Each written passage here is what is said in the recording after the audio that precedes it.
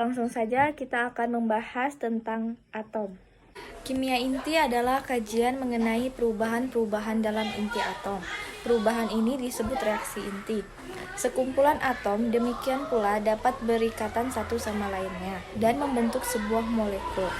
Atom yang mengandung jumlah proton dan elektron yang sama bersifat netral, sedangkan yang mengandung jumlah proton dan elektron yang berbeda bersifat positif atau negatif dan disebut sebagai ion. Atom dikelompokkan berdasarkan jumlah proton dan neutron yang terdapat pada inti atom tersebut. Istilah atom berasal dari bahasa Yunani yang berarti tidak dapat dipotong ataupun sesuatu yang tidak dapat dibagi-bagi lagi. Konsep atom sebagai komponen yang tak dapat dibagi-bagi lagi pertama kali diajukan oleh filsuf India dan Yunani. Selama akhir abad ke-19 dan awal abad ke-20, para fisikawan berhasil menemukan struktur dan komponen-komponen subatom di dalam atom, membuktikan bahwa atom tidaklah tak dapat dibagi-bagi lagi. Dalam pengamatan sehari-hari, secara relatif atom dianggap sebuah objek yang sangat kecil yang memiliki massa yang secara proporsional kecil pula. Atom hanya dapat dipantau dengan menggunakan peralatan khusus seperti mikroskop gaya atom. Elektron yang terikat pada atom mengandung sejumlah aras energi ataupun orbital yang stabil dan dapat mengalami transisi di antara aras tersebut dengan menyerap maupun memancarkan foton yang sesuai dengan perbedaan energi antara aras. Elektron pada atom menentukan sifat-sifat kimiawi sebuah unsur dan memengaruhi sifat-sifat magnetis atom tersebut. Baiklah, saya akan menjelaskan tentang inti atom. Inti atom adalah pusat atom yang terdiri dari proton dan neutron dikelilingi oleh awan elektron. Banyak proton dalam inti atom disebut nomor atom dan menentukan elemen dari suatu atom.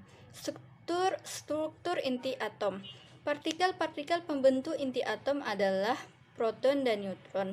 Kedua partikel pembentuk inti atom ini disebut juga nukleon. Simbol nukleida adalah AZXX, unsur radioaktif. A adalah nomor massa, Z adalah nomor atom. Struktur inti atom terbagi menjadi 3. Isotop adalah nukleoida yang mempunyai jumlah proton sama tetapi jumlah neutron berbeda. Yang kedua, isobar adalah nukleoida yang mempunyai jumlah proton dan neutron sama tetapi jumlah proton berbeda. Yang ketiga, isoton adalah nukleoida yang mempunyai neutron sama. Macam-macam reaksi inti terbagi menjadi 3. Yang pertama, reaksi peluru atau reaksi desintegrasi adalah reaksi inti secara spontan memancarkan sinar atau partikel tertentu. Yang kedua, reaksi transmigrasi adalah reaksi penembakan inti dengan partikel menghasilkan nukleida baru yang bersifat radioaktif. Yang ketiga, reaksi fusi adalah reaksi pembelahan inti yang membesar menjadi 2 nukleida yang lebih kecil dan bersifat radioaktif. Baiklah, saya akan menjelaskan tentang radioaktivitas.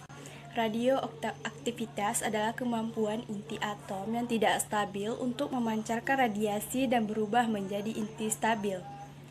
Materi yang mengandung inti tidak stabil memungkinkan untuk memancarkan radiasi yang disebut dengan zat radioaktif. Perubahan menjadi inti stabil disebut dengan peluruhan, dan inti atom yang tidak stabil disebut radiosotop. Sedangkan materi yang banyak mengandung radiosotop disebut dengan zat radioaktif.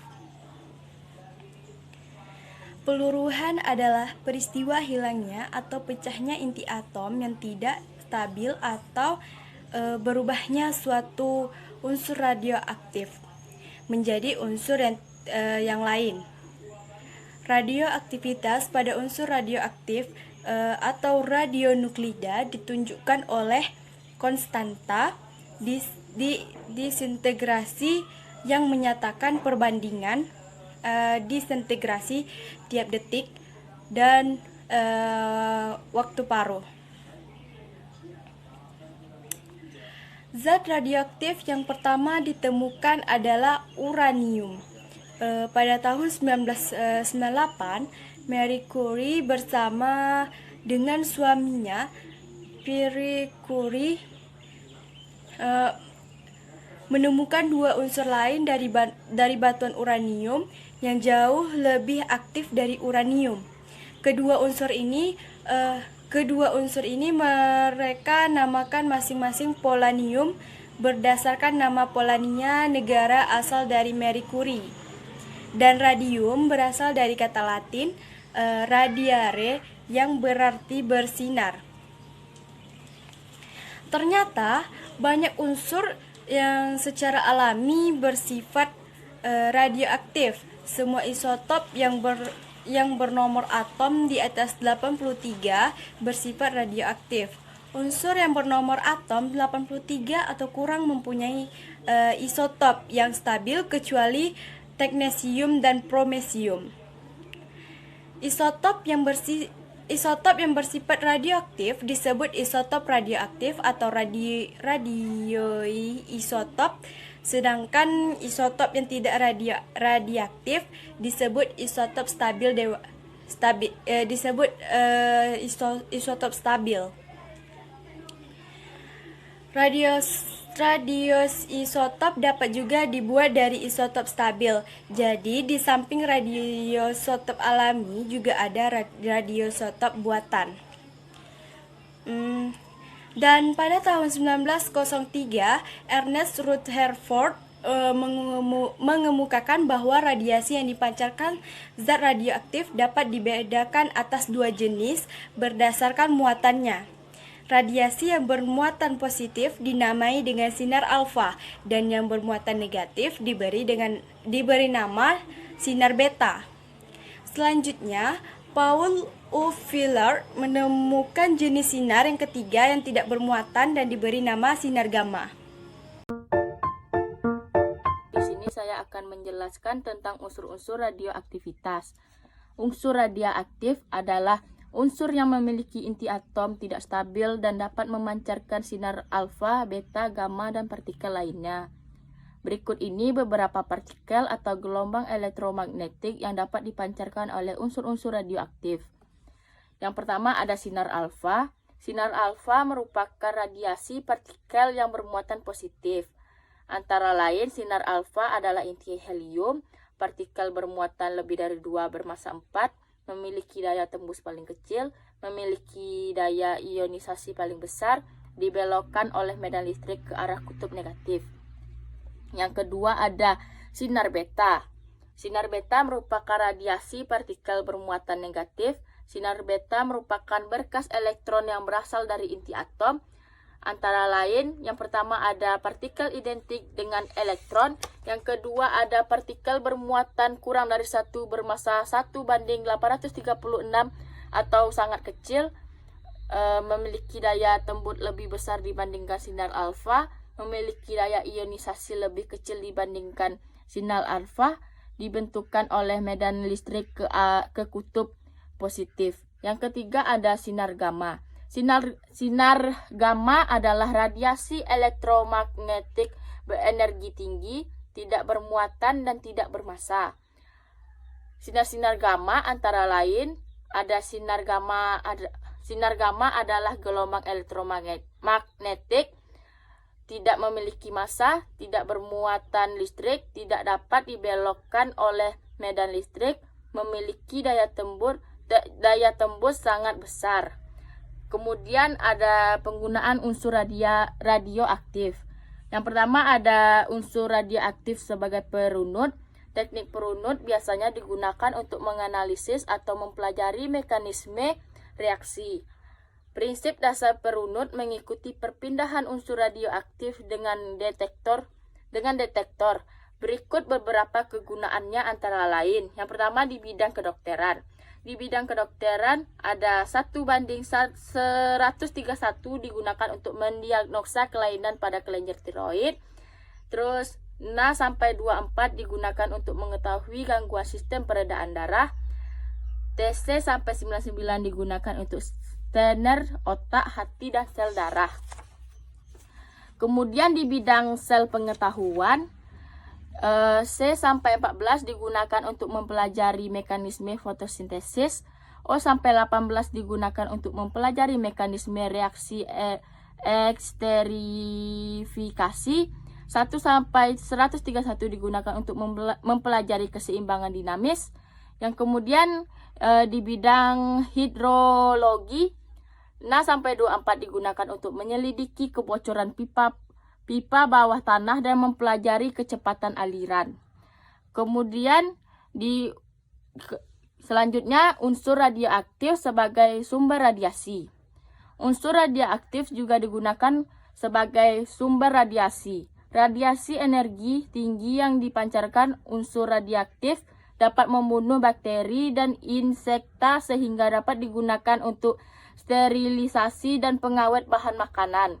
Berikut beberapa kegunaannya antara lain di bidang kedokteran.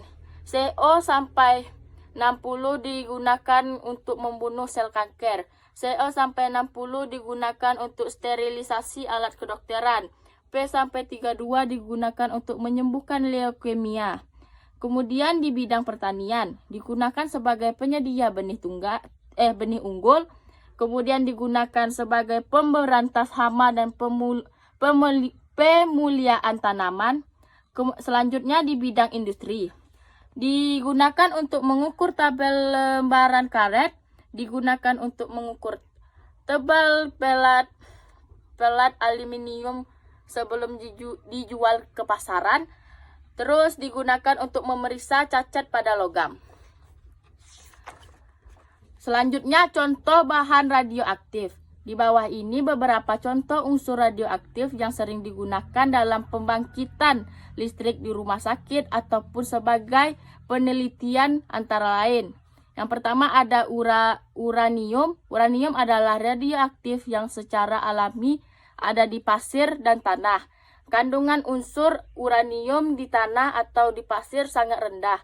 Karena itulah uranium yang bisa digunakan untuk energi nuklir biasanya berasal dari mineral uranit. Proses pemurnian uranit disebut uranium enrichment.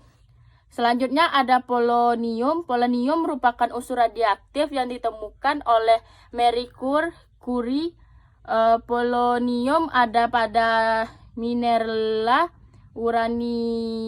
uranite yang merupakan hasil peluruhan urani.